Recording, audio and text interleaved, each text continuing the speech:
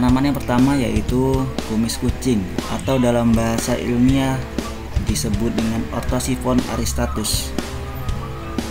Orthosiphon aristatus atau dikenal dengan nama kumis kucing termasuk tanaman dari famili Lamiaceae. Tanaman ini merupakan salah satu tanaman obat asli Indonesia yang mempunyai manfaat dan kegunaan yang cukup banyak dalam menanggulangi berbagai penyakit.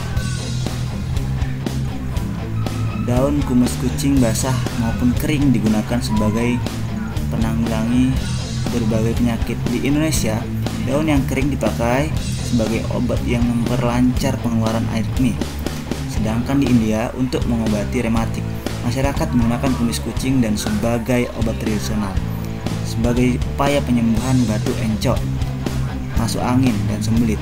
Di samping itu, daun tanaman ini juga bermanfaat untuk pengobatan radang ginjal, batu ginjal, kencing manis, albuminuria, dan penyakit sifilis, reumatik, dan menurunkan kadar glukosa darah. Selain bersifat diuretik, kumis kucing juga digunakan sebagai antibakteri.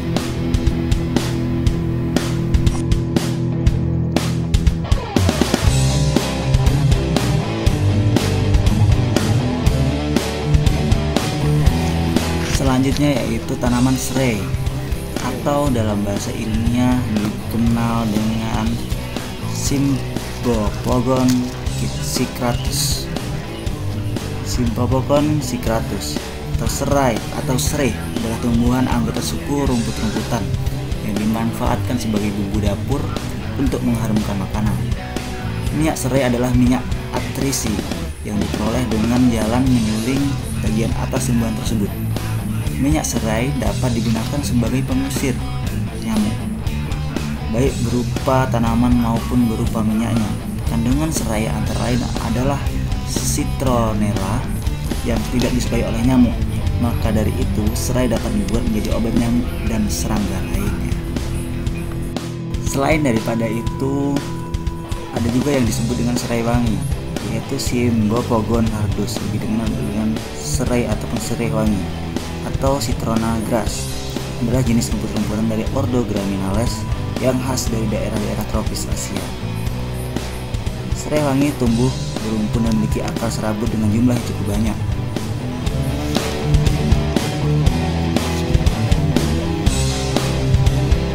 Tanaman berikutnya yaitu lengkuas, atau di daerah saya sering disebut dengan laos, memiliki nama ilmiah yaitu Alpinia galanga.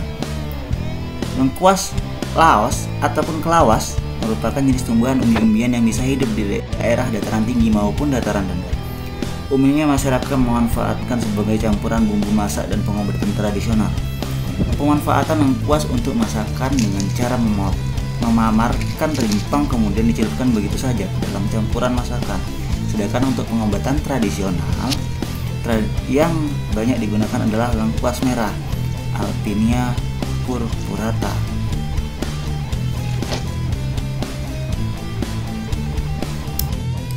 Salah satu kegunaan lengkuas untuk obat yaitu menurunkan demam.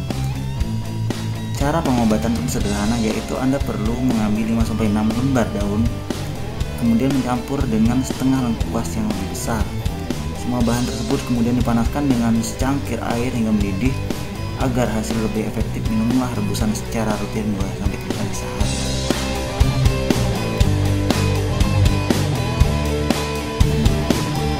Yang berikutnya yaitu tanaman lidah buaya, atau dalam bahasa ilmiah disebut dengan aloe vera. Aloe vera adalah spesies tumbuhan dengan daun berdaging tebal dari genus aloe. Tumbuhan ini bersifat menahun, berasal dari jazirah Arab, dan tanaman liarnya telah menyebar ke kawasan beriklim tropis, subtropis, dan kering di berbagai belahan dunia. Taman lidah buaya banyak dibudidayakan untuk pertanian, pengobatan, dan tanaman hias. Juga dapat ditanam di dalam pot. Produk kesehatan yang bisa digunakan yaitu antaranya yaitu 2 zat yang diambil dari lidah buaya digunakan dalam produk kesehatan komersil, yaitu gelnya yang tidak berwarna maupun lateksnya yang berwarna kuning. Gel lidah buaya digunakan untuk obat oles untuk berbagai gejala kulit seperti luka bakar, luka radang dingin, psoriasis, herpes labialis, atau kulit kering. Lateks lidah buaya dijadikan produk untuk obat yang ditelan untuk penyembuhan sendiri.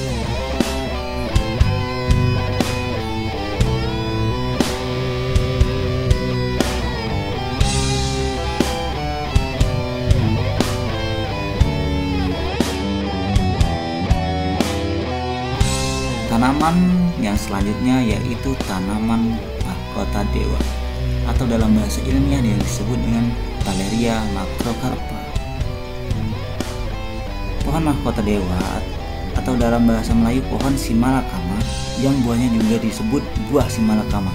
Disinilah muncul peribahasa bagaikan buah simalakama, karena buah ini dikenal sebagai buah beracun yang bisa mematikan bagi para pemakannya jika kita tidak pandai mengolahnya, juga sebagai salah satu tanaman obat di ini.